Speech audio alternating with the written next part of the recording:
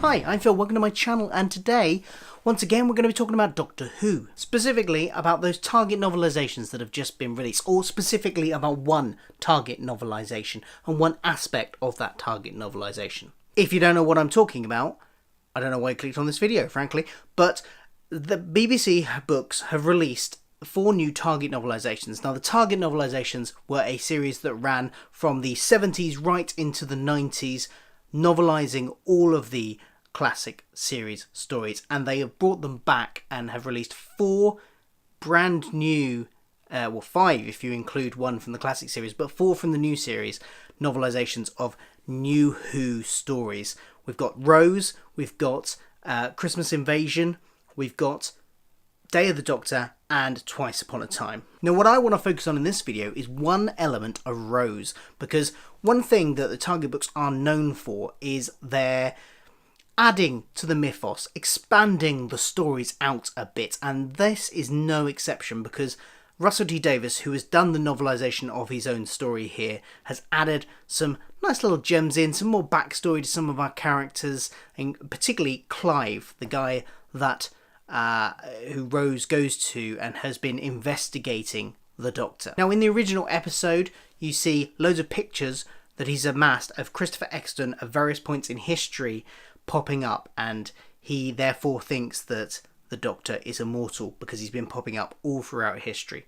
What the book does is add in different Doctors to that, so not only Christopher Eccleston's Doctor being in there, but other Doctors past at the point of Rose, I suppose, future. We've got references to Matt Smith and Peter Capaldi and even Jodie Whittaker. But one thing Russel T Davies has done in this new little paragraph is add some future Doctors that we haven't heard of yet. Some references, some descriptions of 2 brand new Doctors that presumably occur some point in the Doctor's future timeline. This is the particular passage in question.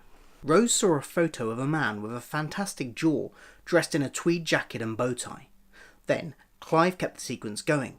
An older, angry man in a brown caretaker's coat holding a mop. A blonde woman in braces running away from a giant frog in front of Buckingham Palace.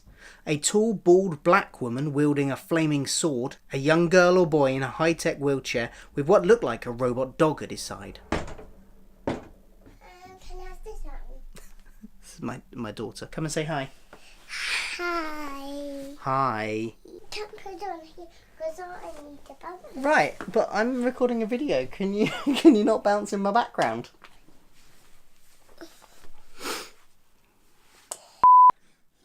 So there we go. 2 new Doctors and 2 new descriptions of Doctors. That's not being quiet. Although I'm not sure about the...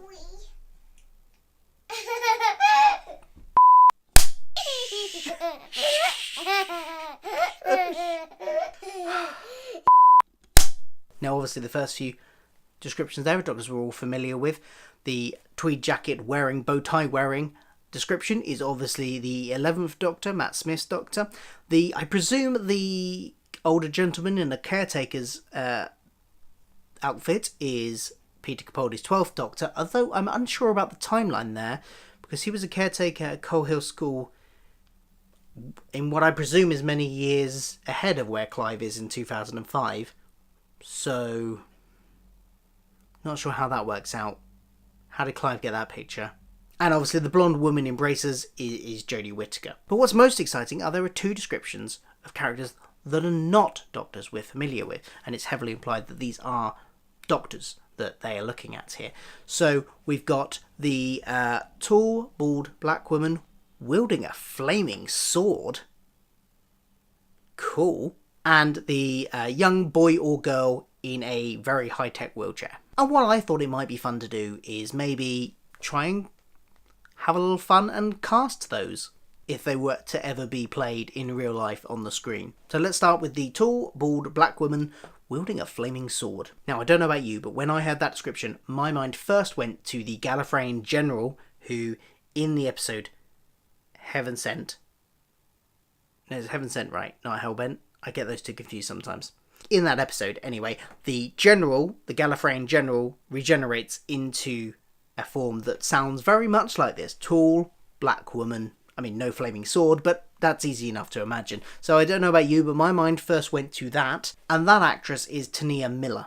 So that's always a possibility. We do know that Time Lords have in the past regenerated into faces they have encountered before. Obviously, 12th Doctor was a face that David Tennant encountered in ancient Rome in the fires of Pompeii. And even in the classic series we have, obviously, Colin Baker had played a Gallifreyan security guard, I think he was, something like that, before playing the Doctor. So it's, there is precedence here.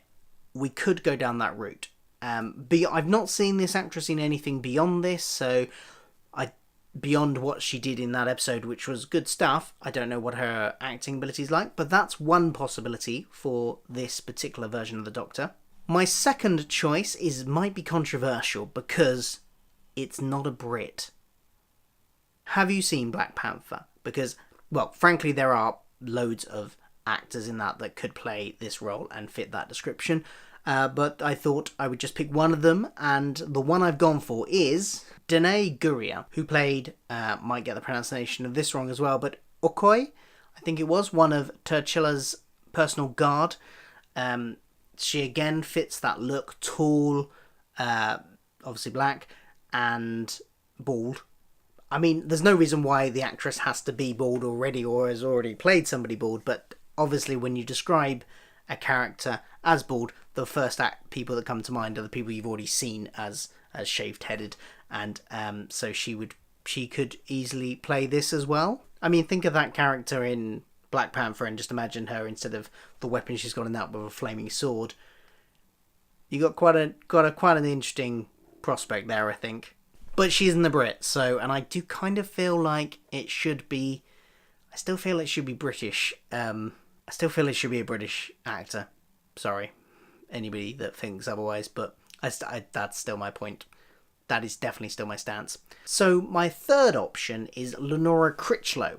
Most people will probably know her as Annie from Being Human, but I've been a fan of her since I saw her on a TV show. I think it was a Channel 4 show called Sugar Rush back in, I think it was around about 2005, something like that. She was very good in that, and then I saw her in Being Human, and I've seen her in a couple of things since. She's a very good actress.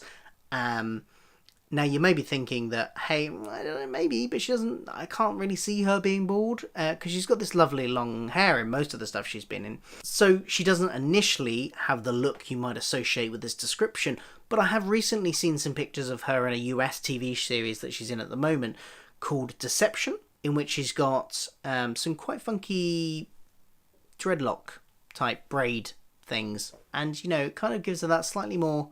It's a step towards what you seeing her with like not big hair. So I think actually seeing that, I can imagine her now a bit better without any hair, and I think it probably works. Also, she's got that kind of personality where she could definitely, because she has in the past portrayed very nice, a lot of kindness and the gentler side of the Doctor, which I think is needed, as well as all the angry sort of warrior stuff that the Doctor needs to have sometimes. You need the gentle, kinder moments. As Peter Capaldi said, he just wants to be kind. He just does it to be kind. So they're my options for that version of the Doctor. The one in the wheelchair is a bit harder because it's described as young, which I'm picturing in my head as child, which is difficult because just trying to research child actors is difficult. The main one I came up with, so the description is a young boy or girl in a high-tech wheelchair with a robot dog, which I'm presuming is K9. Nice return of K9 there. Does make you wonder what happened to the Doctor to make her regenerate into a child, because you got to think that's probably a disadvantage it's probably not usual for Time Lords to regenerate into children, because it would put them at a massive disadvantage. So something presumably happened, and maybe that same thing has resulted in the need of the wheelchair as well. That's just plot stuff. In terms of casting, I was thinking maybe Millie Bobby Brown, who is 11 in Stranger Things. Obviously, all of these castings I do for this one are very of the moment because they will have aged up out of possibility within 2 years. So This is just if it was cast now. Oh, and yes, she is British. Kind of. She was born in Spain, but to English parents, and she moved back to England when she was 4, and then moved to America again when she was 8. So I think she counts enough as British, I think. What we know from Stranger Things is she can definitely play quirky, and that's a good aspect of the Doctor. There's always something quirky about the Doctor. That could be an interesting take. I really struggled with this one, but my only other option, and I know this actor is not a child actor, but bear with me. Thomas Brodie-Sangster. He's by no means a child, he's in his mid-20s, but he's got a very baby face. I think he could still pass for someone who is 13, 14, 15. So, yeah, that would kind of still work. Make sure he's clean-shaven, and I think he could definitely still pass for it. He's also already been in Doctor Who, I know, but again, we've established that's not an issue. He's an amazing actor. He's been in all sorts of things from Doctor Who, Game of Thrones, lots of films.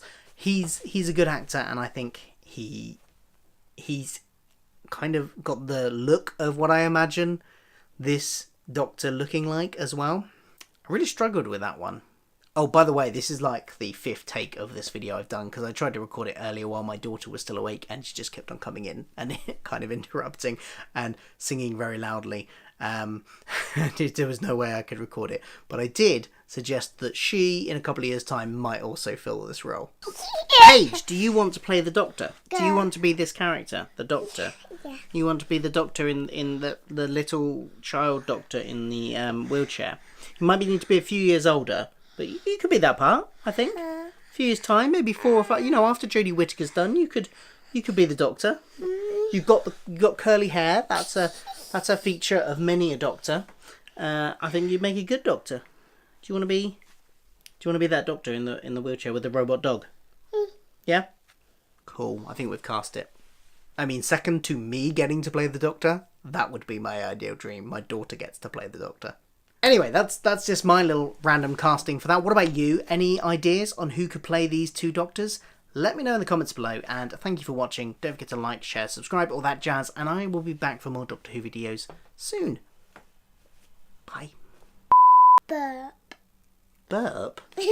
Burp? Why are you burping? What's this doing on the bed? That's a clapperboard. At the start of films, they go like this. Hey. Love you, but can you please be quiet for a minute? Never work with children or animals.